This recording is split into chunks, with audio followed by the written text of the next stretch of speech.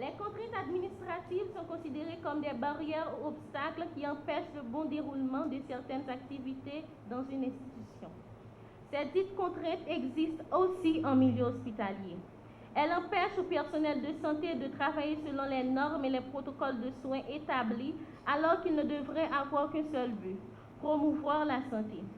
Ces différentes contraintes comme le manque de matériel adéquat dans les services, le manque de coordination, la non-description des tâches, le manque de sécurité de nos institutions, associés au mauvais usage des matériels par les prestataires de soins, la négligence et l'incompétence des administrateurs. Alors, pour ces différentes raisons, en tant que futurs professionnels de la santé, nous avons choisi d'étudier ce phénomène qui relève d'une importance capitale de l'organisation hospitalière et formuler notre sujet comme suit. Les impacts des contraintes administratives en milieu hospitalier sur la qualité des soins infirmiers. Afin de mieux expliciter ce qui précède, nous illustrons par un fait. Une infirmière travaillant dans l'un des hôpitaux publics de la capitale nous raconta qu'un soir, aux environs de 11 heures, arriva un patient en compagnie de 2 hommes. Il saignait abondamment. « C'est mon frère, dit l'un d'eux. Je vous en supplie, sauvez-le. » Le patient en question avait reçu plusieurs balles dans divers endroits de son corps. Il fallait absolument extraire les balles et arrêter l'hémorragie. « J'ai envoyé chercher un chirurgien, dit-elle, mais il n'a pas daigné venir sous prétexte qu'il était occupé et qu'il avait autre chose à faire. Or, c'était le seul chirurgien qui était de garde à l'hôpital ce soir-là. L'infirmière était impuissante. Elle ne pouvait pas faire grand-chose. Alors, l'un des frères sortit une arme, la menaça en lui disant que si elle ne sauvait pas la vie de son frère, qu'il allait la tuer. Des parents d'autres patients ont dû intervenir, disant que ce n'était pas la faute de l'infirmière et qu'il ne devrait pas réagir ainsi. Alors, ils ont pris le patient pour aller dans un autre hôpital. Face à cette situation, nous nous posons la question suivante. Quels sont les effets des contraintes administratives sur le personnel infirmier et ses incidences sur la qualité des soins prodigués en milieu hospitalier? Cette question donne lieu à l'hypothèse suivante. Les contraintes administratives influencent le comportement du personnel infirmier et ont des conséquences sur la qualité des soins. Pour choisir notre échantillon, nous avons procédé par la méthode d'échantillonnage probabiliste aléatoire stratifié. La population d'études comporte un univers de 103 éléments, dont 100 soignants comprenant les infirmières et les auxiliaires infirmières et 3 experts. Ainsi, sur une population de 130 infirmières et auxiliaires infirmières, nous avons choisi un total de 100 infirmières et auxiliaires infirmières comme échantillon. Et cet échantillon est représentatif par rapport à la population cible. Pour que cette population fasse partie de l'échantillon, elle doit répondre à des critères d'inclusion et des critères d'exclusion que nous avons établis. Critères d'inclusion: être infirmière ou auxiliaire infirmière travaillant dans l'une des institutions faisant partie de notre enquête, avoir au minimum 1 an d'expérience, manifester la volonté de participer à l'enquête. Travailler dans l'un des services suivants: urgence, chirurgie, obstétrique, médecine interne. 2 instruments de mesure ont été choisis pour collecter des données. Un questionnaire à questions fermées pour la population cible et une grille d'entrevue semi-dirigée pour les experts.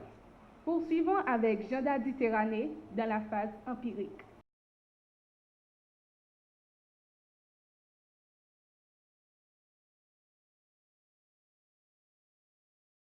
Notre sujet de recherche, endométriose et relations sexuelles, quels sont les risques et les conséquences sur la santé gynécologique et du couple chez les femmes âgées de 20 à 40 ans. Étude réalisée à HUEH et à la paroisse Notre-Dame de l'Immaculée Conception de l'HUEH. Pour faciliter la compréhension de ce problème, illustrons-le par un fait. Une jeune femme a vu sa vie de couple brisée à cause qu'elle souffrait d'endométriose. Elle a été diagnostiquée pour cette pathologie alors qu'elle avait juste commencé sa vie conjugale. les douleurs invalidantes contemporaines des règles et en dehors des périodes menstruelles l'empêchaient d'avoir une vie sexuelle épanouie. Les rapports sexuels réveillaient des douleurs pelviennes tellement fortes qu'elle était obligée de demander à son partenaire d'arrêter l'acte à chaque fois, ne pouvant pas vraiment consommer son mariage. Le mari a décidé de divorcer. Ainsi, notre question pivot de recherche se formule comme suit. En quoi une approche culturelle et éducationnelle de la relation entre l'endométriose et la sexualité pourrait aider à améliorer la santé gynécologique de la femme et de son couple? Il est important d'élaborer un système d'hypothèses permettant de répondre aux questions de recherche, mais aussi pouvant permettre de guider la recherche en soi vers son opérationnalisation. Hypothèse principale. Dans cette hypothèse, nous allons formuler une tentative de réponse. Une approche culturelle et éducationnelle sur les problèmes causés par l'endométriose, sur la sexualité du couple et sur la santé gynécologique de la femme permet à cette dernière de faire face aux difficultés et d'améliorer leur santé. Nous poursuivons des objectifs bien définis dans la réalisation de cette étude sur l'endométriose et relations sexuelles. Ces objectifs généraux que nous poursuivons sont les suivants. Sensibiliser les communautés scientifiques et estudiantines sur l'intérêt qui doit être porté à l'égard de cette pathologie. Sensibiliser les autorités sanitaires publiques sur l'importance de porter le corps médical à accorder une attention particulière aux femmes présentant les symptômes de la maladie ou qui ont été diagnostiquées atteintes de la maladie. Je fais place à Altu Daphna dans la recherche documentaire et le cadre théorique de la recherche.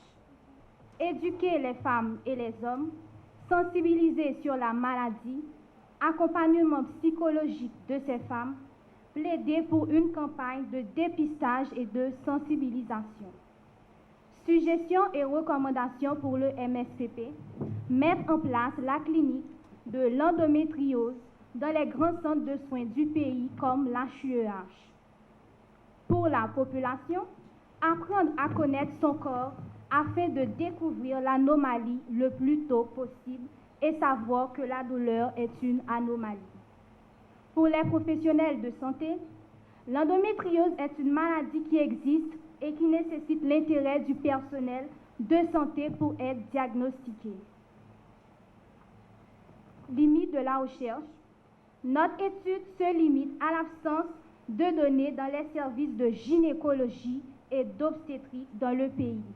L'absence de diagnostic de certitude. La population est trop restreinte pour généraliser les résultats de cette étude. L'absence d'informations médicales précises sur les femmes interviewées, vu que l'étude se limite uniquement sur le diagnostic de présomption. Manque de coopération de la part de certains chefs de services d'obstétrique et de gynécologie. Rareté des données et d'études réalisées sur la question en Haïti. Nous avons aussi rencontré beaucoup de contraintes liées à la conjoncture sociopolitique, à l'insécurité et aussi des contraintes d'ordre économique. En somme, l'endométriose est une maladie non mortelle, mais redoutable, pouvant entraver le bien-être de la femme, détruire son épanouissement personnel, causer l'infertilité, détruire sa vie sexuelle et aussi sa vie de couple. Il est important et urgent que les professionnels de la santé s'intéressent à cette maladie, doivent le suspecter devant toute douleur pelvienne non expliquée et exacerbée pendant les règles et l'acte sexuel. L'endométriose doit être aussi un problème d'ordre santé publique qui nécessite une action urgente et efficace.